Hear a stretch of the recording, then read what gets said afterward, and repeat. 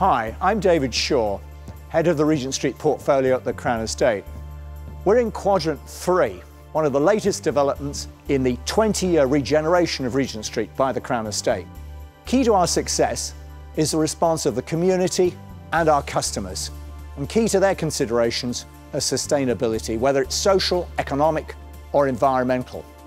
This is an award-winning building for sustainability, and great credit to our partners Stanhope and Sir Robert McAlpine. So sit back and enjoy a presentation on sustainability by Amy Shuttleworth.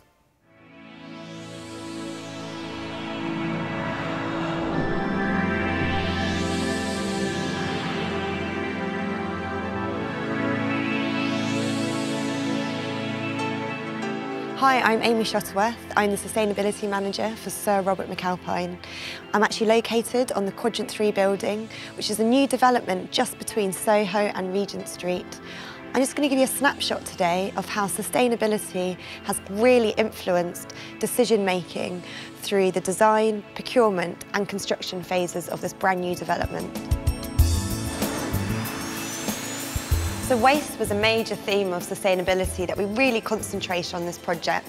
The aspects that we looked at were designing out waste to start with, so reducing the amount of waste actually generated on site. We actually only produced about 7 metres cubed of waste per 100 metres square gross internal floor area, so we were vastly below or above best practice, whichever way you want to say it. The other aspect was also recycled content. So this concrete, for instance, that I'm standing at the moment is 100% replacement aggregate. We used a stent, which is a waste product from the China clay industry, in replacement for dredged aggregates. And we didn't just use it for 25%, which a lot of projects do, we used it for 100%. We were the first project that we know to have ever achieved such a high figure. On top of that, we used PFA, which is pulverised fuel ash, a waste product from coal power fuel stations, in lieu of cement. We used about 40–45%.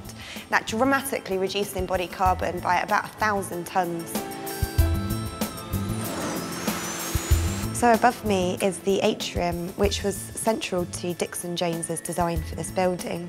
One of the key reasons why it is included is to let natural light into all of the floor plates in the offices, which reduces the reliance upon electricity and lighting. Lighting is responsible for approximately 30% of operational carbon footprint, so it's having a vast impact in terms of sustainability and energy.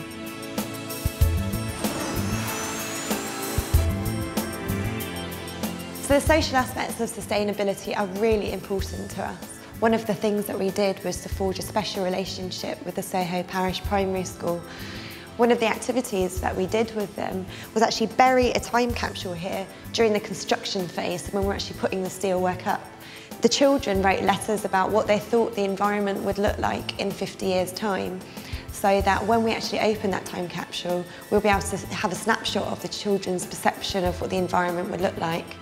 We also put a copy of the Times and an iPhone in there, just to sort of show the technology and the news of that period.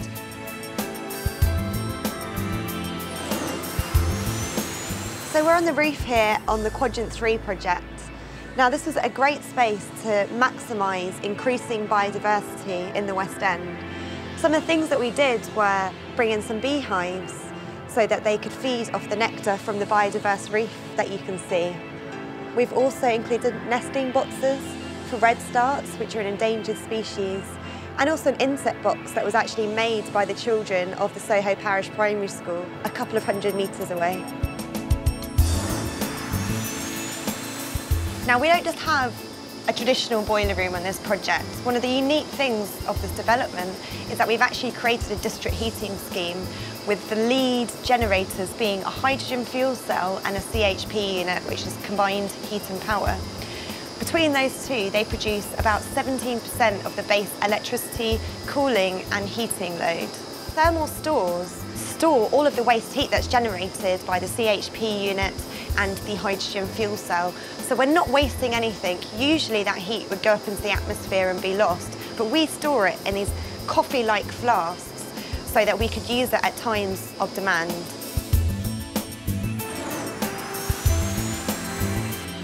So now we are in the chiller room, and I'm standing next to the absorption chiller, which utilises waste heat to generate cooling. Behind me you can also see the complex pipework which we use BIM, a 3D modelling system, in order to reduce waste and also prefabricate it off-site. Here in the tunnel, you can actually see the infrastructure that we've put in place in order for this decentralised energy centre to be executed and work. You can see the chilled water pipe work, the hot water pipe work, and the electricity, which is running to 3 other buildings in the surrounding area. Now, this tunnel actually has a dual purpose, not just to transport waste heat and cooling and electricity. The materials for Café Royale have to actually come through the Quadrant 3 building and are transported underground, not seen on Regent Street or having an impact on traffic. We're surrounded here by lots of water tanks. Now, the most important one is actually the reclaimed water or the rainwater harvesting tank. All of the water which falls into the building is collected in this 35 cubic metre tank and is then filtered and used for flushing all of the toilets in the building, really reducing our water footprint.